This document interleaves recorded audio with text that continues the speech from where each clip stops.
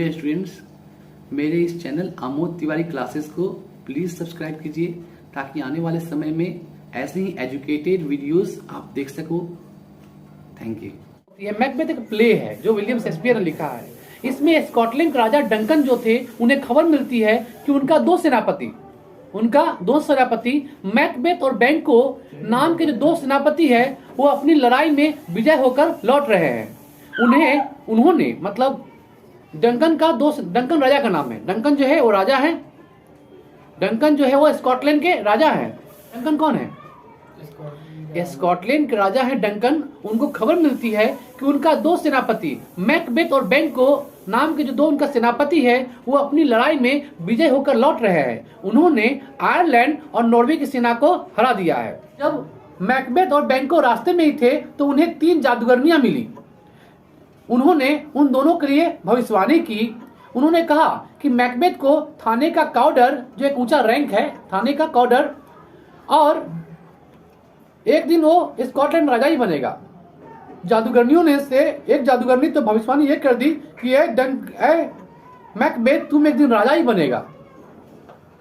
बैंको को उन्होंने बताया, 3 जादूगरनियों में से जादूगरनियां जो थी, बैंको को उन्होंने बताया कि वह कभी राजा नहीं बनेगा। बैंको को जादूगरनियों ने बताया कि वह कभी राजा नहीं बनेगा, लेकिन उसकी आने वाली पीढ़ी से कोई राजा बनेगा। इसके बाद तीनों जादूगरनियां अचानक गायब हो गई, हवा में गायब हो गई। मैकबेथ और बैंको जादूगरनियों की बातों को मजाक समझ रहे थे, लेकिन तभी राजा डंकन के वहां पर दूत आ गया, मैसेंजर आ गया। उन्होंने दोनों जनरल को उनकी जीत की बधाई दिया। उस राजा के दूत ने दोनों सेनापति मैकबेथ और बैंको को बधाई दी और यह समाचार भी सुनाया कि हे मैकबेथ, राजा डंकन जो है खुश होकर के आपको थाने ऑफ कॉर्डर बना दिया है। तब आश्चर्य हो गया कौन? मैकबेथ ये सुन करके कि अभी अभी तो जादूगरनियां भविष्यवाणी कर रही थी और सही हो गया, मैं थाने ऑफ कॉर्डर बन गया। अब मैकबेथ जादूगरनियों की भविष्यवाणी को लेकर के उलझन में पड़ गया। वह राजा डंकन से उनके महल में मिलने गया। किंग डंकन ने कहा वह मैकबेथ के जो इन्वर्नेस नाम का किला है, वहीं पर मैकबेथ रहता है। सेनापति लोग जो होते हैं वो नॉर्मली किला में ही रहते हैं। जहां तक सवाल मैकबेथ के किले का नाम है, तो मैकबेथ के किला का नाम था इन्वर्नेस। तो इन्वर्नेस नाम का जो मैकबेथ का किला है, वहां पर राजा डंकन खुद मिलने आएंगे। किससे? डंकन से। ये बात मैकबेथ तक पहुंच गई। घर पहुंचकर मैकबेथ ने सारी बातें अपनी पत्नी लेडी मैकबेथ से बताई, लेकिन यह भी कहा कि इस सब पर उसको विश्वास नहीं है, क्योंकि वह राजा तभी बन सकता है जब तक डंकन को मार दे। मैकबेथ राजा तभी बन सकता है यदि वह डंकन को मार दे। लेकिन लेडी मैकबेथ ने कहा कि उसे जादूगरनियों की बातें पर पूरा यकीन है, और उसने कहा, लेडी मैकबेथ मतलब मैकबेथ की वाइफ ने कहा कि मैकबेथ को राजा डंकन को मार देना चाहिए। इसकी पत्नी बड़ा स्वार्थी थी। लेडी मैकबेथ ने कहा मैकबेथ को कि तुम्हें राजा बनने के लिए यदि डंकन को मारना पड़े तो डंकन को तुम मार दो, तुम्हें मार देना चाहिए। और फिर लेडी मैकबेथ ने एक प्लान बनाया, एक प्लान बताया। किसको? अपने हस्बैंड को, मैकबेथ को। षड्यंत्र कर रहे हैं, षड्यंत्र करना आरंभ कर दिए, कैसे राजा को मारा जाए, कैसे डंकन राजा को मारा जाए, ताकि मैकबेथ के लिए जो भविष्यवाणी की गई थी वो सच हो जाए, राजा बन जाए मैकबेथ। राजा डंकन जो था वो राजा तो था ही, साथ ही साथ एक रिश्तेदार भी था मैकबेथ का। राजा डंकन जो थे वो मैकबेथ के रिश्तेदार भी थे। राजा तो था ही, लेकिन एक रिश्तेदार भी थे। जब किंग डंकन उसके घर डिनर करने आएगा, प्लानिंग क्या था? What was the planning? Murder की प्लानिंग कर रहे थे मियाँ बीवी मिलकर के, हस्बैंड वाइफ मिलकर के। जब किंग डंकन उनके घर पर डिनर करने आएगा तो उसके नौकरों को शराब पिला देंगे। नशे में उन्हें कुछ याद नहीं रहेगा, और फिर किंग डंकन को हम लोग मार देंगे और सारा ब्लेम जो है, आरोप जो है, उन नौकरों पर डाल देंगे। यही योजना था लेडी मैकबेथ और मैकबेथ का। जब डंकन उसके घर आया तो मैकबेथ ने प्लान के मुताबिक उसकी हत्या कर दी। लेकिन जब वह कमरे में पहुंचा तो उसने उड़ते हुए खून से लथपथ खंजर का भ्रम दिखने लगा। उसे लगा कमरे में उससे क्या लगा? मैकबेथ को लगा कि हवा में कोई खंजर घूम रहा है, जिससे खून भी टपक रहा है। इस तरह से वो भयभीत हो उठा, लेकिन मेरी मैकबेथ ने उसे होश में आने के लिए कहा। अगली सुबह डंकन की लाशें देखी।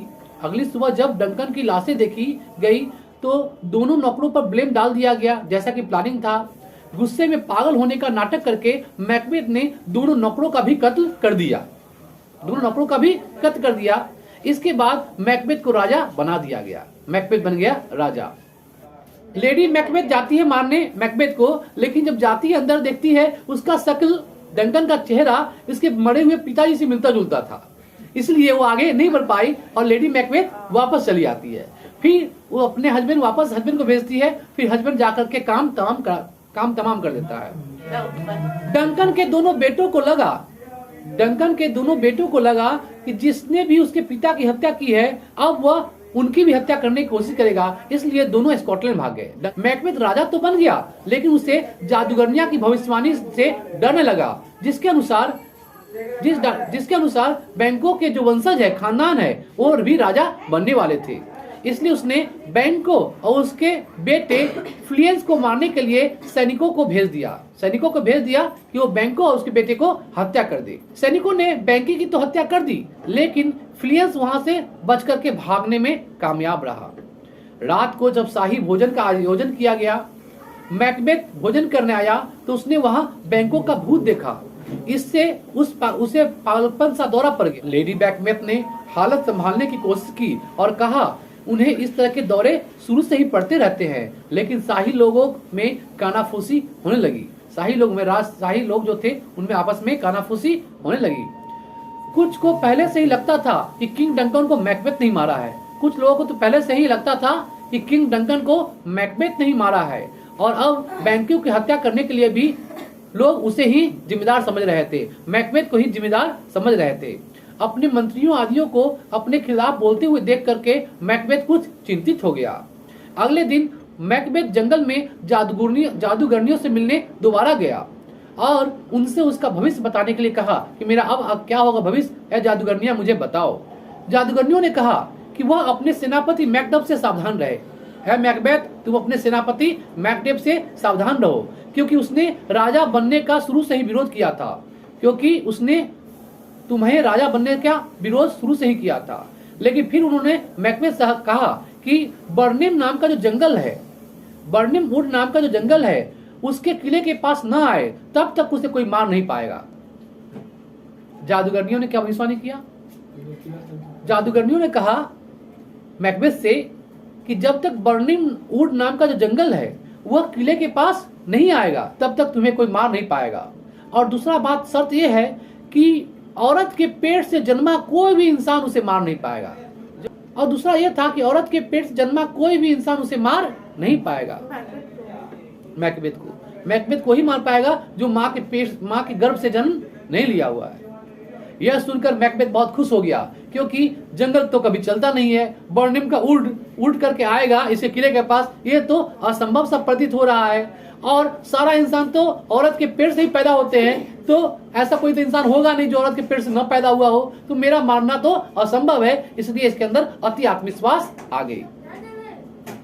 मैकबेथ बहुत खुश हो गया।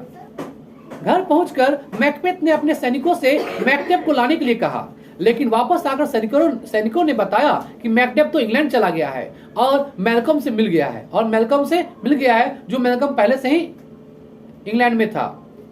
यह सुनकर के मैकबेथ गुस्से से पागल हो गया। उसने मैकडेफ की पत्नी और बच्चों को मारने के लिए सैनिक भेज दिए। सैनिकों ने जाकर के मैकडेफ के सारे परिवार की निर्मम हत्या कर दी। जब मैकडेफ को अपने परिवार की निर्मम हत्या की खबर मिलती है तो बेचारा मैकडेफ गहरे शोक में डूब जाता है। लेकिन फिर वो प्रतिशोध लेने का कसम खाता है। बदला लूंगा मैकबेथ राजा से, यह कसम खा लेता है। प्रतिशोध की आग में जल उठता है मैकडेफ, जो इंग्लैंड में है। मैल्कम ने अब तक बड़ी सेना बना ली थी।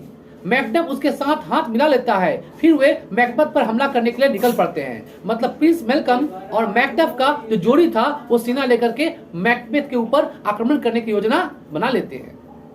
इसमें मैकबेथ के मंत्री भी मैल्कम का सहयोग करते हैं। मैकबेथ का मंत्री भी मैल्कम का सहयोग कर रहे थे क्योंकि वह मैकबेथ के बढ़ते पागलपन और बेवजह हत्याओं से परेशान हो चुके थे। मैकबेथ का जो अपने आदमी थे, मैकबेथ के जो मंत्री थे, वो भी राजा मैकबेथ से खुश नहीं थे क्योंकि बेवजह हत्या पर हत्या कराया जा रहा था। मैकबेथ बेवजह हत्या पर हत्या करा जा रहा था केवल अपने स्वार्थ के लिए। इससे लोग परेशान हो चुके थे। उसके मंत्री भी मैकबेथ से परेशान हो चुके थे। इसी बीच लेडी मैकबेथ को नींद में चलने की बीमारी लग गई। नींद में चलने की बीमारी लग गई लेडी मैकबेथ को। उसे पागलपन के दौरे भी पड़ने लगे और उसे अक्सर अपने हाथों में खून दिखाई देता था। एक दिन वह आत्महत्या कर लेती है। एक दिन लेडी मैकबेथ आत्महत्या कर लेती है। इससे मैकबेथ को बहुत बड़ा गहरा धक्का लगता है क्योंकि हमेशा जो मेरे अच्छे साथ था, बुरा में साथ था, वो मेरी पत्नी मेरे साथ नहीं रही। बेचारा अकेला रह गया मैकबेथ। उसकी पत्नी लेडी मैकबेथ उसे छोड़ करके दुनिया से चली गई। फिर उसने इंग्लैंड के सेना के आने की खबर मिलती है। फिर मैकबेथ को इंग्लैंड की सेना की आने की खबर मिलती है। वह किले को सुरक्षित करवाता है और लड़ाई की तैयारी करता है। उसे पूरा विश्वास था कि वह जीत जाएगा क्योंकि जादूगरनियों ने कहा था कि जब तक वर्निम का वुड नाम का जंगल उसके किले तक न पहुंच जाए तब तक वह हारेगा नहीं, तब तक उसकी मौत नहीं हो सकती। लेकिन तभी मैकबेथ देखता है कि मैल्कम के सैनिक बर्निंग वुड जंगलों के पेड़ों की शाखाएं काट लिए थे। माने पेड़ों की शाखाएं काट करके चल रहे थे और ऐसा लग रहा था कि वो जंगल ही उठ करके क्या आ रहा है।